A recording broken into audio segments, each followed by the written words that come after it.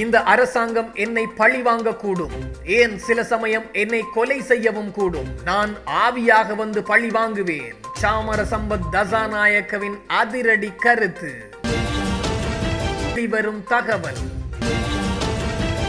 அனுராதபுரம் எப்பாவல பகுதியில் 1 கிலோவுக்கும் அதிகமான ஹெரோயின் போதைப் பொருளுடன் சிக்கிய அதிபர் மற்றும் அதிபருடைய மகன். பின்புலத்தில் அரசியல்வாதிகள் உள்ளார்கள். விசாரணைகளில் வெளிவந்த அதிர்ச்சி. ஜே.கே. பாயிடம் நடந்த கடும் விசாரணைகள் வெளிவந்த மிக முக்கியமான அதிர்ச்சி தகவல். சிக்க போகும் பல பெரும் புள்ளிகள். முல்லைத்தீவில் விடுதலை புலிகளின் ஆயுதங்கள் புதைத்து வைத்திருப்பதாக கிடைத்த தகவல். அதிரடி வேட்டையில் குதித்த ராணுவம். இளைஞர்கள் யுவதிகள் மீது குறித்த குண்டர்கள் குழு தாக்குதலை மேற்கொண்டிருந்தது. இதன்போது எப்பாவல பகுதியில் உள்ள ஒரு தொடக்க பள்ளியில் 1 கிலோகிராமுக்கு மேல் ஹெரோயின் வைத்திருந்த குற்றச்சாட்டில் 59 வயதுடைய அதிபர் மற்றும் அவருடைய மகனும் கைது செய்யப்பட்டுள்ளார்கள். போதைப் பொருள் கையிருப்பின் மதிப்பு 200 மில்லியன் ரூபாய்க்கு மேல் இருக்கும் என போலீசார் தெரிவித்துள்ளனர். குறித்த அதிபர் தேசிய மக்கள் சக்தி கட்சியை பிரதிநிதித்துவப்படுத்தும் பேலியகொட நகரசபை உறுப்பினர் டிஸ்னா நிரஞ்சலாவின் கணவர் எனவும் தெரிய வந்துள்ளது. இவ்வாறு ஹெரோயினுடன் கைது செய்யப்பட்ட அதிபரின் மனைவி பெரிய அளவிலான போதைப் பொருள் கடத்தல்காரரும் குற்றவாளியுமான கொஸ்கொட சுஜியின் உறவினர் என்றும் காவல்துறையினர் தெரிவித்துள்ளனர். இதற்கிடையில் ஹெரோயினுடன் கைது செய்யப்பட்ட அதிபரின் சொத்துக்கள் குறித்தும் விசாரணை நடத்தப்படும் என்றும் போலீசார் தெரிவித்துள்ளனர். முன்னர் கைது செய்யப்பட்ட ஒரு சந்தேக நபரிடம் கிடைத்த தகவலின் அடிப்படையிலேயே குறித்த அதிபரும் அவருடைய மகனும் கைது செய்யப்பட்டுள்ளனர். ஏப்பாவல தொடகல பகுதியில் உள்ள அதிபருக்கு சொந்தமான ஒரு ஹோட்டலில் நடத்தப்பட்ட சோதனையின் போது இந்த போதைப் பொருட்கள் கண்டுபிடிக்கப்பட்டுள்ளதாகவும் தெரிவிக்கப்பட்டுள்ளது. இதன்போது குறித்த ஹோட்டலின் பின்னால் புதைக்கப்பட்டிருந்த நிலையில் 1 கிலோகிராம் 185 கிராம் ஹெரோயின் கண்டுபிடிக்கப்பட்டுள்ளது. மேலும் விசாரணைகளின் போது போதைப் பொருளை அளவிட பயன்படுத்தப்படும் மின்னணு தராசு மற்றும் குறித்த அதிபரால் அருகிலுள்ள ஏரியில் வீசிய பொலித்தீன் சீல் செய்யும் இயந்திரம் ஆகியவையும் பறிமுதல் செய்யப்பட்டுள்ளன. இந்த நிலையில் சம்பவம் தொடர்பில் தகவல் வெளிவந்ததும் தேசிய மக்கள் சக்தி சம்பந்தப்பட்ட குறித்த உறுப்பினர் மீது சட்ட நடவடிக்கை எடுக்கப்படும் என்றும் ஒழுக்காற்று நடவடிக்கை எடுக்கப்படும் எனவும் குறிப்பிட்டுள்ளது. இலங்கையில் முன்னெடுக்கப்படும் சட்டவிரோத ஆழ்கடத்தல் தொடர்பில் நேபாளத்தில் கைது செய்யப்பட்ட ஜே.கே. பாய் குறித்து வெளியாகும் விசாரணை அறிக்கைகளில் மேலும் பல தகவல்கள் வெளியாகியுள்ளன. குறிப்பாக பாதாள உலக குழுக்களுக்கு மோசடியான முறையில் மொரீசியஸ் கடவுச்சீட்டுகளை தயாரித்து கொடுக்கும் பின்னணியும் அவரது விசாரணைகளில் வெளிவந்துள்ளது.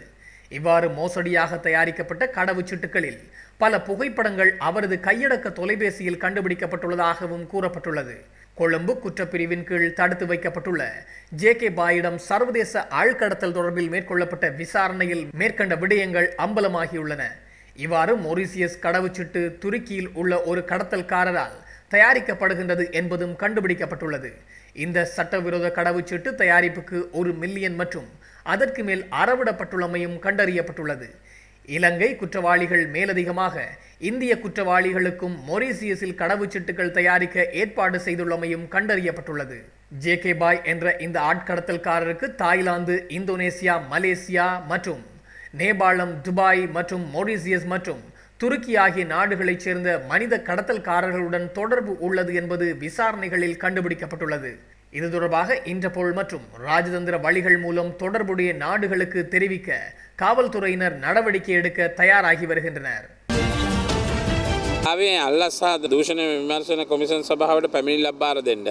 அடுத்த பிறவி எடுத்தாவது நிச்சயம் பழி தீர்ப்பேன் என நாடாளுமன்ற உறுப்பினர் சாமரசம்பத் தசாநாயக்க தெரிவித்துள்ளார். நுகையகுட போராட்டத்தில் பங்கேற்பதில்லை என்று பிரதான எதிர்க்கட்சியான ஐக்கிய மக்கள் சக்தி அறிவிப்பு விடுத்துள்ள நிலையிலேயே சாமரசம்பத் தசாநாயக்க மேற்கண்டவாறு குறிப்பிட்டுள்ளார். அரசியல் பேதங்களை மறந்து அனைத்து எதிர்க்கட்சிகளும் நுகையகுடவில் அணிதிரள வேண்டும் எனவும் சாமரசம்பத் தசாநாயக்க தெரிவித்துள்ளார். நுகையகுட போராட்டமானது தேசிய மக்கள் சக்தி அரசாங்கத்திற்கு எதிரானது. அதற்கு அனைத்து எதிர்க்கட்சிகளும் ஆதரவு வழங்க வேண்டும் எனவும் தெரிவித்துள்ளார்.